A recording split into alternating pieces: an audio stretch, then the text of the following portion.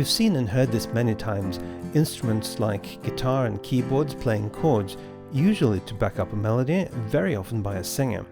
So, what exactly is a chord? Well, very generally, a chord is any combination of notes sounding together. But by most definitions, you need at least 3 notes to make a chord, and these 3-note chords are both the most basic and most common ones.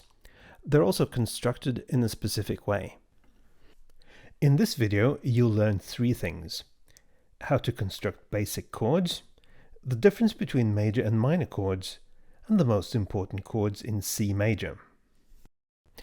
The general principle is actually pretty simple.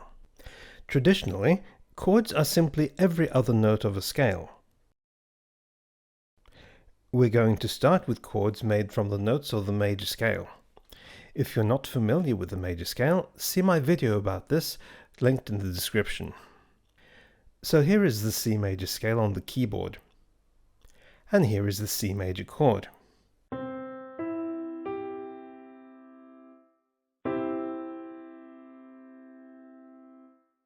As you can see, the chord consists of every other note of the scale and of the first 3 notes we can select in this way.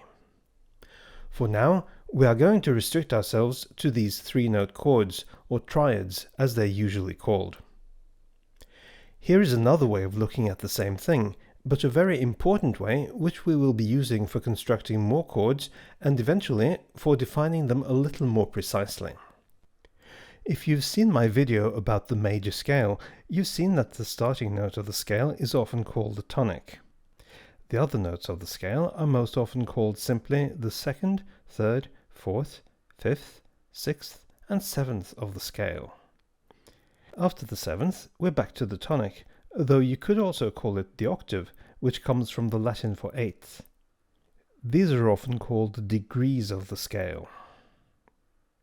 We also use the same designations for the notes of the chord, except that when we're talking about chords, we usually call the starting notes the root of the chord.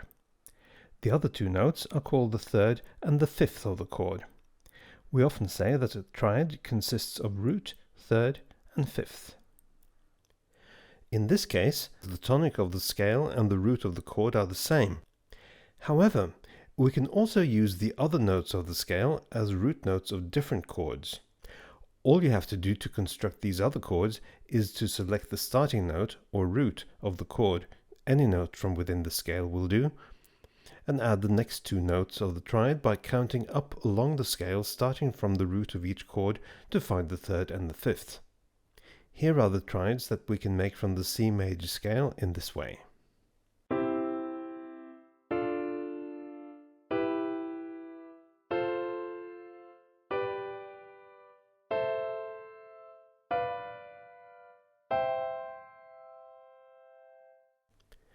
You'll notice that as we go up the scale, the result is still that we're using every other note of the scale for each chord from the starting point of each chord root.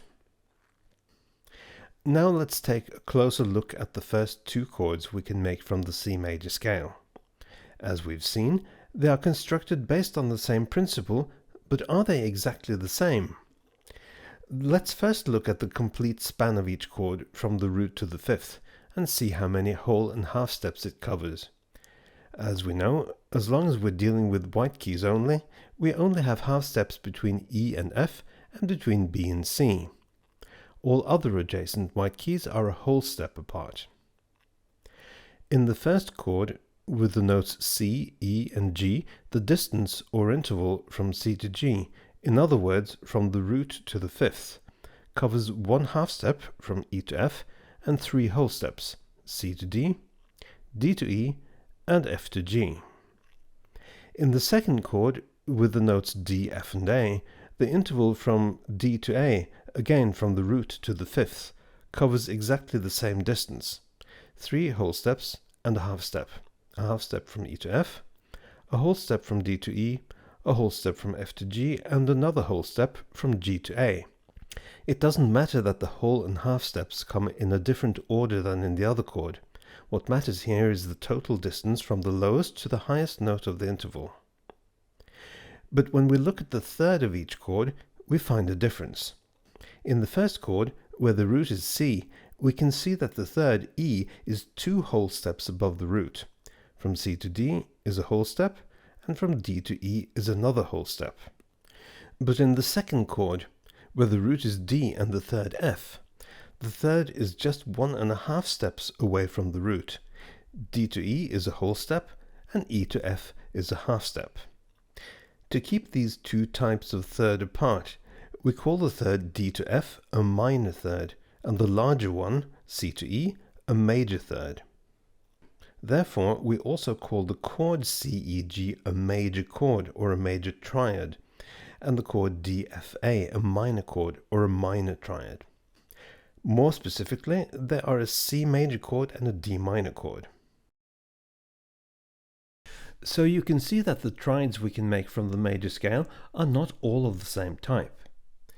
Although the major triads are the most important ones in a major key, there are actually only 3 of them in a given major scale.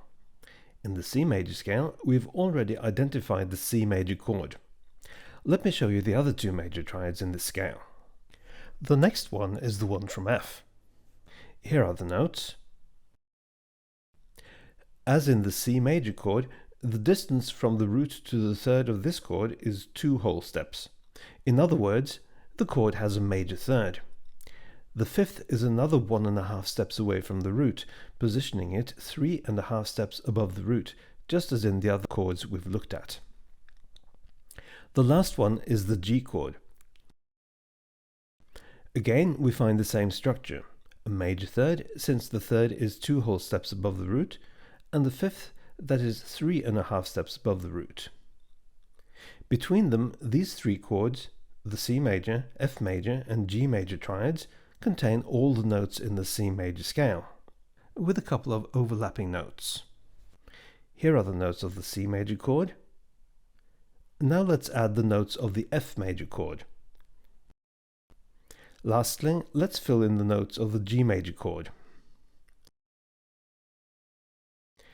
In this arrangement, the note D turns up in the next octave, but this note is nevertheless the 2nd degree of the scale, so that it could have been placed in the same octave as the others. Taken together, these 3 chords can therefore be used in combination to harmonize any note in the scale.